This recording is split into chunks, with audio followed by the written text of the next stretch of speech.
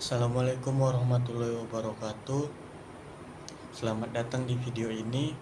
Hari ini saya Muhammad Faza dengan NIM 22030201 dari kelas MSPA akan membahas tentang memahami ekotoksikologi dan peran xenobiotik di dalam lingkungan. Topik ini penting di dalam ilmu lingkungan dan sangat relevan untuk memahami dampak polutan serta bahan kimia asing terhadap ekosistem kita. Jadi, apa sih itu ekotoksikologi? Nah, ekotoksikologi ini merupakan cabang ilmu yang mempelajari efek bahan kimia pada organisme dan ekosistem. Jadi, simpelnya ilmu ekotoksikologi ini mempelajari tentang pengaruh efek toksik atau zat beracun terhadap lingkungan dan biotanya. Fokus utama dari ekotoksikologi adalah mengidentifikasi dan mengevaluasi dampak bahan kimia termasuk pestisida, logam berat, dan bahan kimia industri pada lingkungan. Nah, setelah membahas pengertian dari ekotoksikologi, selanjutnya kita akan membahas tentang xenobiotik. Xeno di mana artinya merupakan aneh atau asing. Jadi, xenobiotik merujuk pada substansi bahan kimia yang tidak dapat ditemukan secara alami di dalam tubuh organisme atau lingkungan. Ini termasuk bahan kimia sintetik dan beberapa bahan kimia alami yang tidak lazim. Contoh dari xenobiotik di lingkungan sehari-hari kita seperti pada pertanian. Nah, xenobiotik yang dipakai di pertanian ini seperti pestisida, bahan kimia yang digunakan untuk mengendalikan hama pertanian. Nah, pestisida ini memberikan dampak pencemaran terhadap perairan yang prosesnya melibatkan hujan hingga akhirnya mengalir ke badan air dan dapat menyerap ke dalam tanah. Pencemaran pestisida ini berupa fosfat dan nitrat yang menjadi pembatas kelimpahan fitoplankton yang nantinya mengganggu perputaran rantai makanan.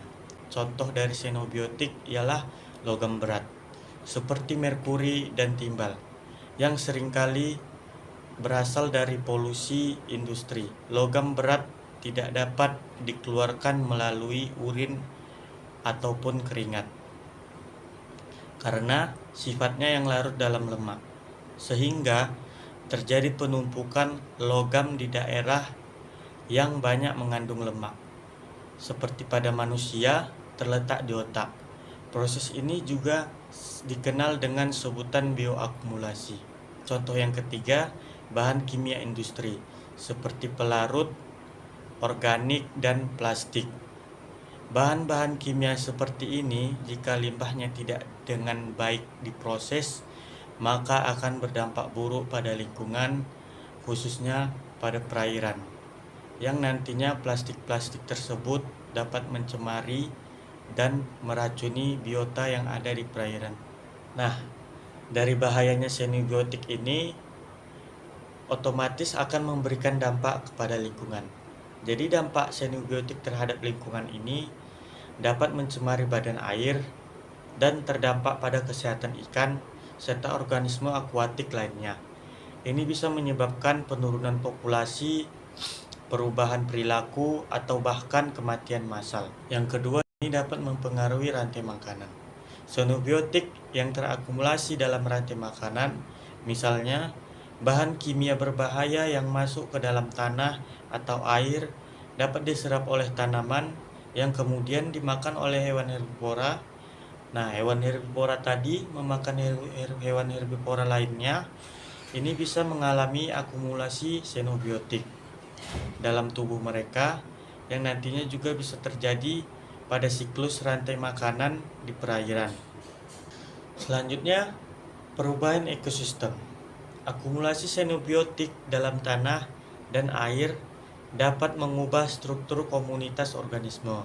Misalnya, penurunan populasi spesies tertentu dapat mempengaruhi interaksi dalam ekosistem dan menyebabkan ketidakseimbangan ekologis. Jadi, perlunya pengujian dan regulasi untuk meminimalkan dampak polutan seperti pestisida, logam berat, dan bahan kimia seperti ini. Dengan berbagai cara, salah satunya yaitu pengujian toksisitas, mengukur dampak xenobiotik pada organisme untuk menentukan tingkat bahaya yang mungkin akan timbul. Lalu penanganan yang selanjutnya di sini yang dapat mungkin dilakukan, standar dan regulasi.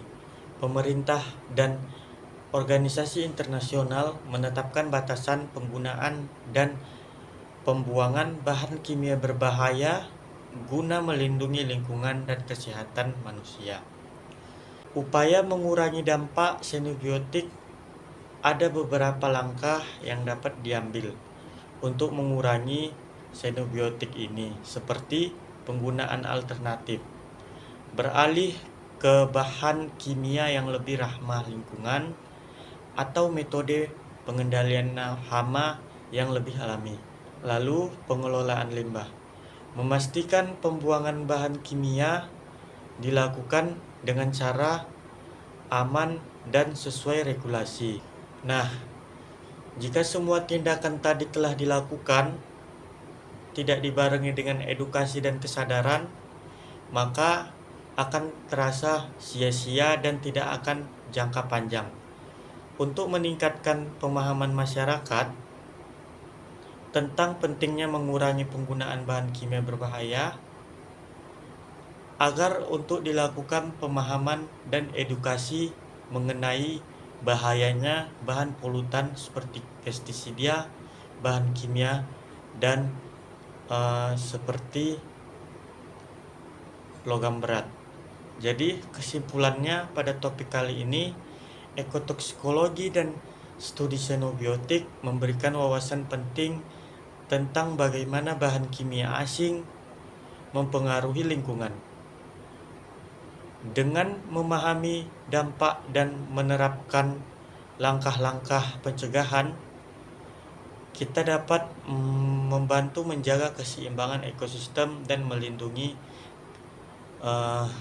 kesehatan manusia.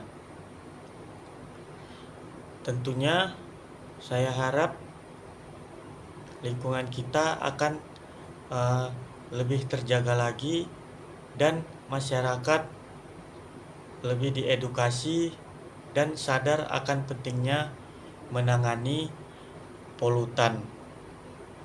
Terima kasih telah menonton video saya ini. Jika ada salah kata maupun kurang dalam penempatan kata, saya mohon maaf. Assalamualaikum warahmatullahi wabarakatuh.